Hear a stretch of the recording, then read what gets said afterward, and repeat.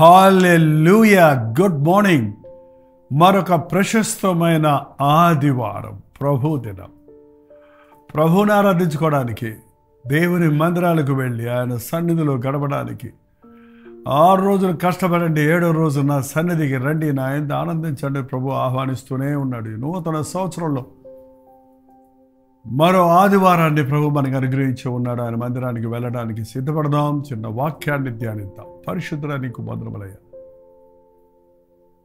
ప్రతి సంవత్సరమును నాయన నీవు దీవించి ఆశీర్వదించి మాకు అనుగ్రహిస్తున్నావయ్యా. ఈ లీఫ్ ఇయర్ మా జీవితంలో మరొక రోజు ఎక్స్ట్రా ఇచ్చావు. సద్వినియోగపరుచుకుంటకు నీ ఆలయానికి వెళ్ళి ఆరాధించుకున్నట్టుకు సహాయం చేయమని క్రీస్తు నామములో అడుగుచున్నాము తండ్రి.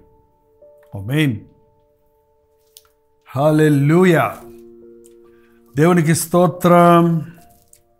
ఎంత త్వరితముగా ఈ నూతన సంవత్సరంలో 7వ తారీఖు ఆదివారం మనం ప్రభువుని ఆరాధించుకోవడానికి మొదటి ఆదివారం అని చెప్పలేం, కానీ నిన్న పోయిన ఆదివారం new year and this Sunday and special Sunday. ఎంతమంది దేవుడిని నిజంగా స్తుతిస్తున్నారు. మనల్ని ఇంతగా దేవుడు దీవిస్తున్నాడు, ఆశీర్వదిస్తున్నాడు, ఇంతగా స్వేచ్ఛనిచ్చున్నాడు ఆయన వాక్యాన్ని ధ్యానించడానికి, ఆయన సన్నిధికి వెళ్ళడానికి. ఎందరో ఈవెన్ మన భారతదేశంలో కూడా ఆదివారాలు ఆలయాలు లేక, ఆలయాలకు వెళ్ళలేక, హింసల పాలవుతూ, సమస్యల పాలవుతూ, కష్టాల్లో స్వేచ్ఛ లేక, ఆకలితో, బాధతో, వ్యాధులతో, సమస్యలతో సతమతమైపోతూ ఉన్నారు. ప్రపంచంలో జరిగేవి ఒక్కసారి తెలుసుకుంటే మన కృతజ్ఞత కలుగుద్దండి. ఇంతగా దేవుడు మనల్ని ప్రేమించినందుకు మనం ఎంతగా దేవుడిని స్తుతించాలి. ఒక దయా కిరీటంగా ఈ సంవత్సరాన్ని ప్రభు మనకి ఇచ్చాడు. ఒకసారి చూడండి, కీర్తన 65:11 వచనంలో, కీర్తన 65:11 వచనం, సంవత్సరమును నీ దయా కిరీటము ధరింపజేసి ఉన్నావు. సంవత్సరమును నీ దయా కిరీటం, దయ, మరొక సంవత్సరం ఆయన దయ వలన మనకు అనుగ్రహించబడింది. ఒక కిరీటంగా మనకు అనుగ్రహించబడింది. మీరు ఎప్పుడైనా కిరీటాలు చూసారా? ఇప్పుడు ఎవరు పెట్టుకోవడం లేదు, టోపీలు పెట్టుకుంటున్నారు. రాజులు ఆ రోజుల్లో కిరీటాలు ధరించేవారు.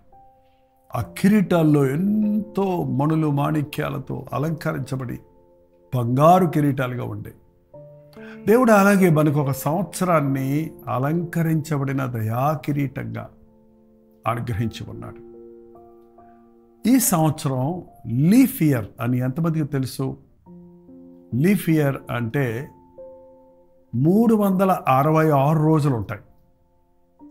ఈ క్యాలెండర్ డివైడ్ చేసినప్పుడు ఒక రోజు మిగిలిపోతే అది ఎందులో కలపాలా అని ఆలోచిస్తూ ఒక రోజు కూడా కాదు, 1/4 4వ భాగం మిగిలిపోతే ఆ 4వ భాగాన్ని ఎలా చేయాలి అని ఆలోచించి 4 సంవత్సరాలకు ఒకసారి ఒక రోజుగా ఫిబ్రవరి 29వ తారీఖున ముంచి దానికి లీఫ్ ఇయర్ అన్నారు. అంటే ఈ సంవత్సరం దేవుడు మనకి ఒక రోజు ఎక్స్ట్రా ఇచ్చాడు. దేవుడు ఎక్స్ట్రాగా ఇచ్చిన ఈ సంవత్సరాన్ని మనం ఎవరికి ఇవ్వాలి? దేవునికే ఇవ్వాలి. గుర్తుపెట్టుకోండి, ఈ సంవత్సరంలో ఒక రోజు పూర్తిగా దేవునికి సమర్పించుకోండి. దేవుని సన్నిధిలో గడపండి. దేవుని నామాన్ని మహింపరచండి. దేవుని చిత్తాన్ని ఎరగండి. ఆ దినము ప్రత్యేకమైన దినముగా దేవునికి కృతజ్ఞతలు చెల్లించండి. ఒక దయాకిరీటంగా దేవుడు మనకి ఇచ్చాడు. ఈ సంవత్సరాన్ని అలంకరించి మనకిచ్చాడు. సంవత్సరం అంటున్నామే కానీ ఒక సంవత్సరంలో ఎన్ని రోజులు ఉన్నాయి? 366 రోజులు. 366 రోజులు అనుదినము ఆయనకు నూతనముగా వాత్సల్యత పుట్టుచున్నది అన్న రీతిగా ఆయన వాత్సల్యతతో, ఆయన ప్రేమతో అలంకరించి 365 డైమండ్స్ లాంటి డేస్ను మనకి ఇచ్చున్నాడండి. ప్రతిరోజులో మనం ఎంత చక్కగా ఉపయోగించుకోవచ్చు. ప్రతి రోజులో మనం ఎన్నో కార్యాలను సాధించవచ్చు. ఎంతగానో దేవుని యందు ఆనందించవచ్చు. ఒక గంట ఎంత విలువైనదో తెలుసా? ఒక రోజును 24 గంటలుగా చేశారు. 366 రోజులంటే ఎన్ని గంటలు మీరు ఎప్పుడన్నా లెక్కలేసి చూసుకున్నారా? 8784 గంటలు. 8784 గంటలు ఇచ్చాడు ఈ సంవత్సరంలో. అప్పుడే 7 రోజులు అయిపోయింది. ఎన్ని గంటలు అయిపోయినాయో చూసుకోండి. ప్రతి గంటను మనం సద్వినియోగపరుచుకుంటే ఒక రుబీగా, ఏంటంటే డైమండ్స్, రూబీస్, ఏంటంటే మన నవరత్నాలు అంటారు చూడండి, అలాంటి మణులతో, మాణిక్యాలతో అలంకరించి విలువైనటువంటి రోజులు మనకి ఇచ్చాడు, గంటలను మనకి ఇచ్చాడు. అంతేకాదు 24 గంటల్లో ఎన్ని నిమిషాలు ఉన్నాయి? ఒక రోజుకి ఎన్ని నిమిషాలు ఉన్నాయి? ఎన్ని నిమిషాలు ఇచ్చాడు? ఒక సంవత్సరంలో మనకి ఎన్ని నిమిషాలు ఇచ్చాడు?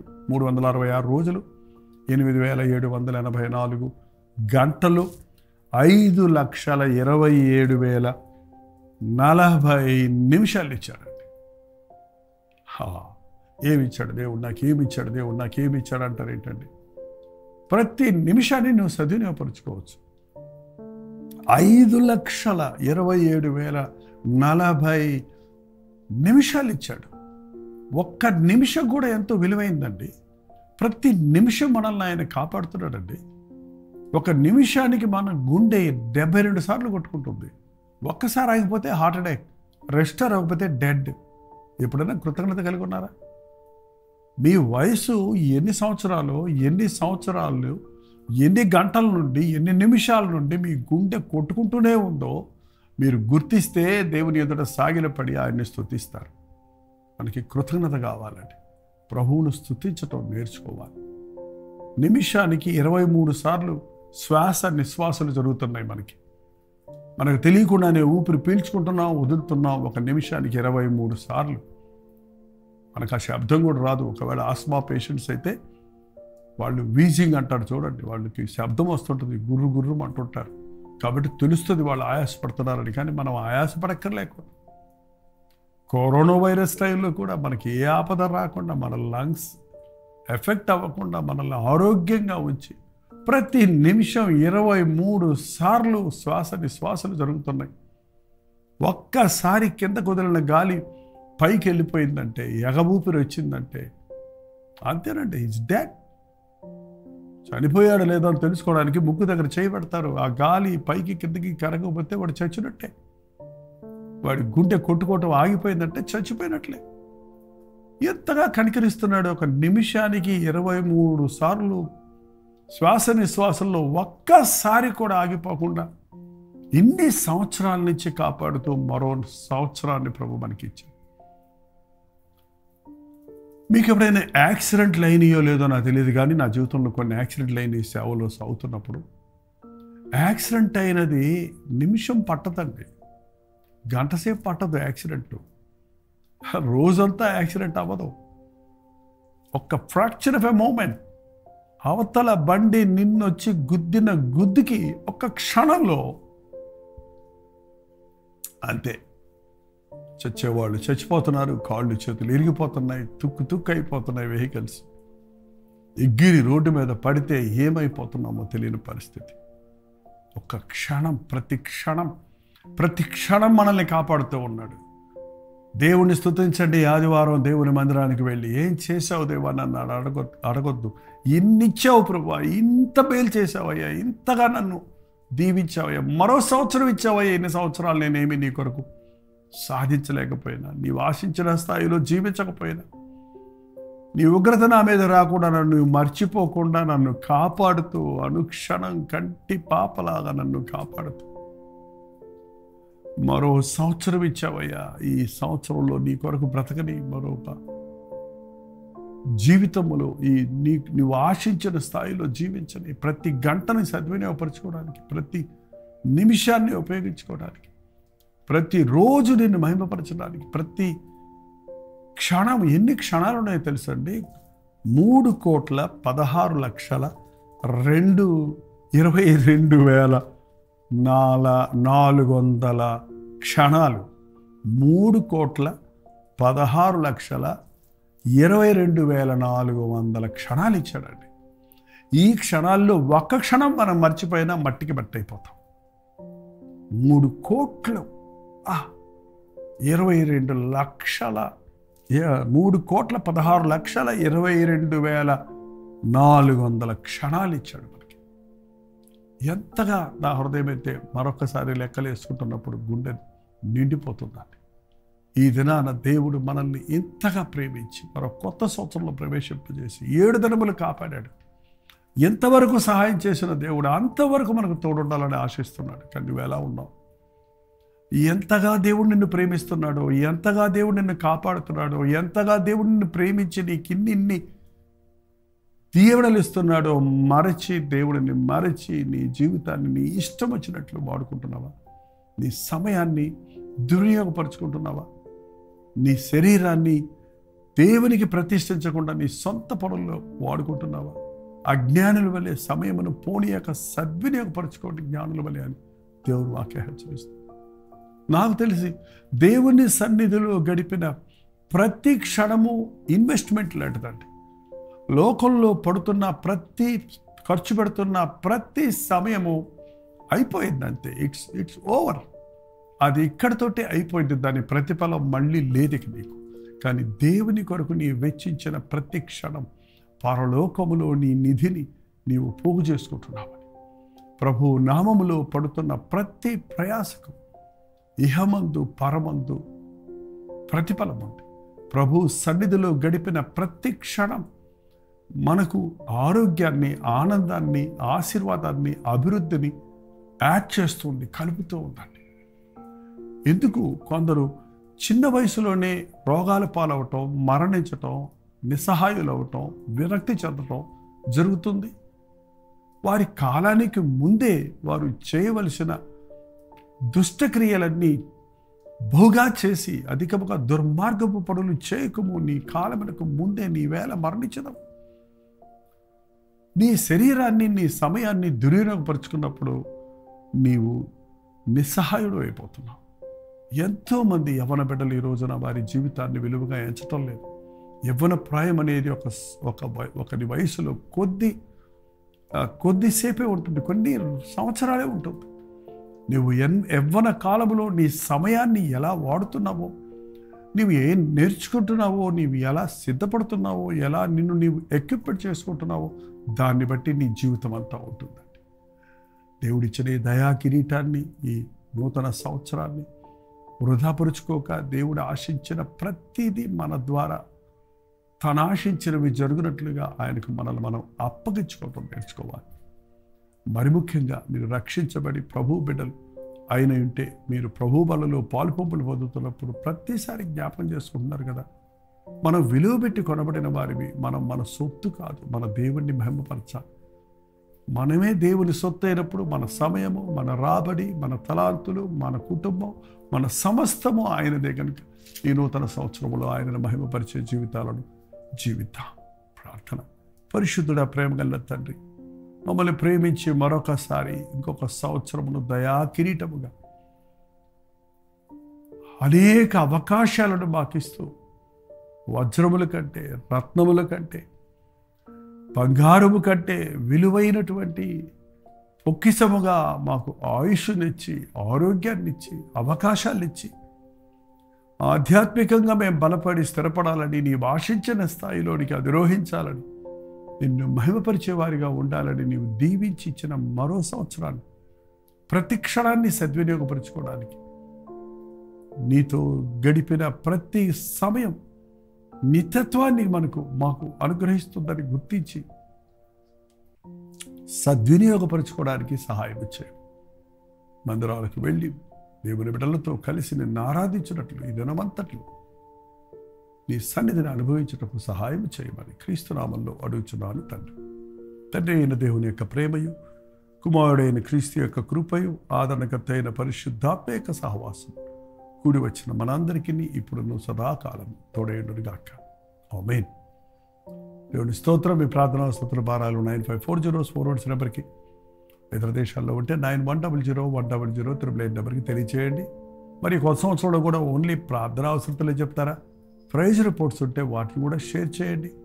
ఆయన్ని ఘనపరిచినట్లుగా, దేవుడు చేసిన మేలును దాయకుండా అనేకులు ఎరిగి ఆయన యందు విశ్వాసములో వృద్ధి చెందినట్లుగా మీ చుట్టూన వారికి కూడా దేవుడు చేసిన మేలును చెప్పండి. ప్రవచితమైతే మధ్యాహ్నం కల్వరి చర్చిలో జరిగే లైవ్లో ఒక పార్ట్ మీకు లైవ్ ఇస్తాం. అలాగే మధ్యాహ్నం 3 గంటల హెచ్చరిక, రాత్రి 9 గంటలకి లైవ్లో జూమ్లో మళ్ళీ కలుసుకుందాం. అంతవరకు దేవుని మహాకృప మీకు తోడేనుగాక. వందనాలు.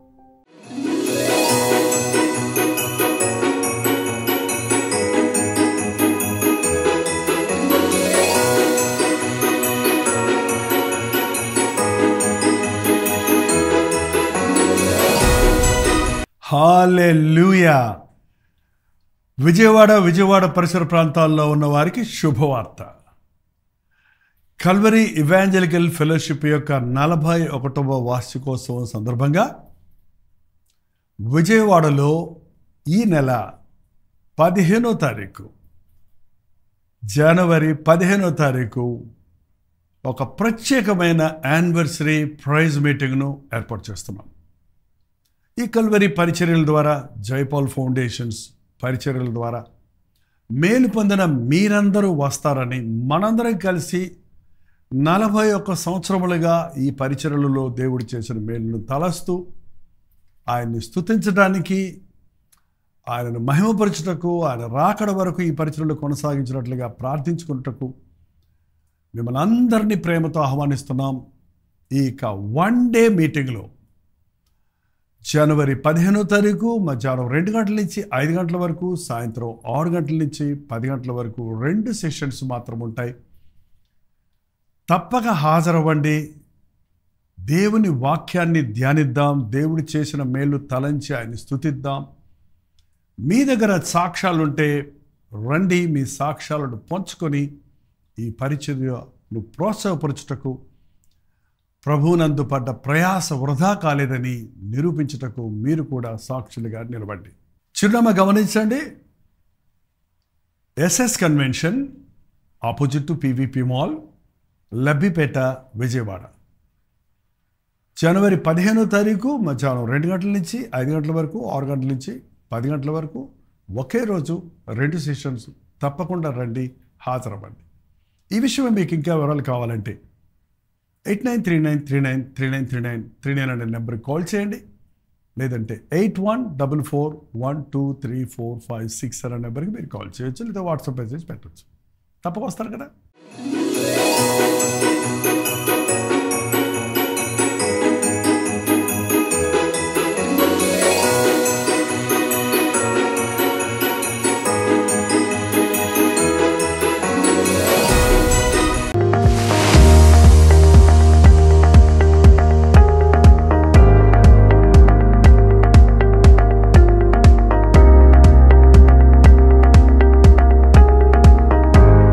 హల్లెలూయా. పాండిచ్చేరి పరిసర ప్రాంతాల్లో ఉన్న వారికి శుభవార్త. ప్రార్థనాపూర్వకంగా పాండిచ్చేరిలో 1 డే గెట్ టుగెదర్ను ప్రభు చిత్తమైతే జనవరి 26వ తారీఖు ఏర్పాటు చేస్తున్నాం. మధ్యాహ్నం 2 గంటల నుంచి 5 గంటల వరకు, అలాగే 6 గంటల నుంచి 10 గంటల వరకు 2 సెషన్స్గా పాండిచ్చేరిలో తెలుగు వారి కొరకు, తమిళ వారి కొరకు, మరి ఇతర భాషల వారి కొరకు ఈ ప్రత్యేకమైన 1 డే గెట్ టుగెదర్ ఏర్పాటు చేస్తున్నాం. మొదటిసారిగా పాండిచ్చేరి వస్తున్నాం, మిమ్మల్ని అందరినీ చూడాలని. రండి, పాల్గొనండి. మీ స్నేహితులకు, బంధువులకి అందరికీ గుర్తు చేయండి. జ్ఞాపకం ఉంచుకోండి. చిరునామా గమనించండి.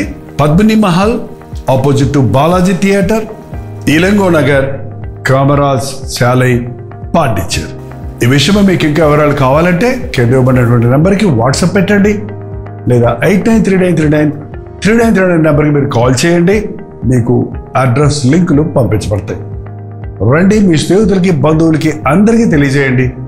దేవుడు తన గొప్ప కార్యాలు జరిగించినట్లుగా అనేకుల కొరకు ప్రార్థించడానికి, దేవుడిచ్చిన సందేశాన్ని అందించడానికి, ముఖాముఖిగా మిమ్మల్ని చూచి మీ అవసరతల కొరకు దేవుడి సొంతలో విజ్ఞాపన చేయడానికి చెన్నై నుండి పాండిచ్చేరి వస్తున్నాం. రండి, పాల్గొనండి, దీవించబడండి.